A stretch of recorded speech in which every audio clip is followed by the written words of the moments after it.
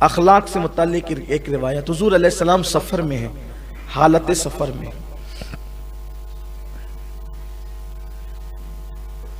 اب اپنی کیا عادت ہے کہ اگر ہم سفر میں ہو اور اگر اتفاق سے، حسن اتفاق نہیں کہتا بلکہ کہتا ہوں سوء اتفاق سے، اگر ہم ہی علم والے ہوں، ہم ہی پیر صاحب ہوں، ہم ہی عالم صاحب ہوں، ہم ہی سید صاحب ہوں، ہم ہی خطیب صاحب ہوں، ہم ہی یعنی بڑا منصب اپنا ہی ہو، تو پھر پورے سفر میں ہم سب کو نوکر بنا لیتے ہیں، پانی پلاؤ، چائے پلاؤ، یہ لاؤ وہ لاؤ، یہ سبھی رہتا ہے۔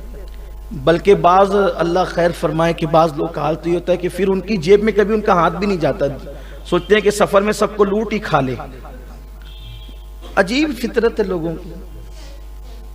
ابھی عجیب عادت بھی ہے، وہ اپنے ہاتھ سے اپنی چپل بھی نہیں پہننا چاہیں گے،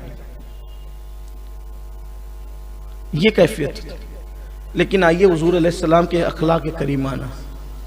صلی اللہ علیہ وسلم، ایک مقام پر اترے اور اترنے کے بعد حضور علیہ السلام نے خود صحابہ کو کام تقسیم کیا، تم یہ کر لو، تم یہ کر لو، تم یہ کر لو، تم یہ۔ اور جب کام تقسیم ہو گئے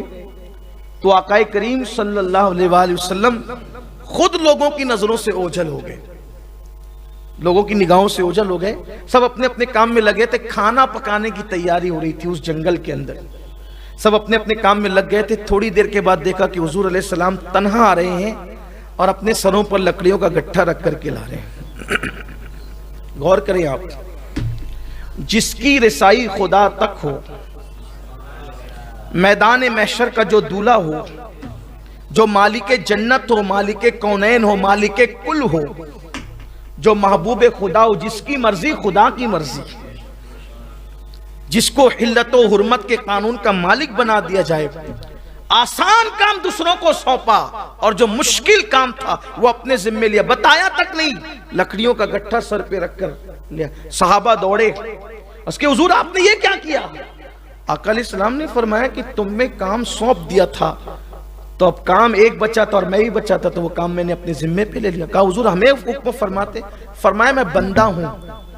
میں امتیازی اور انفرادی شان کے ساتھ رہنا پسند نہیں کرتا، میں اللہ کا بندہ ہوں اور بندوں ہی کی طرح زندگی گزارنا پسند کرتا ہوں۔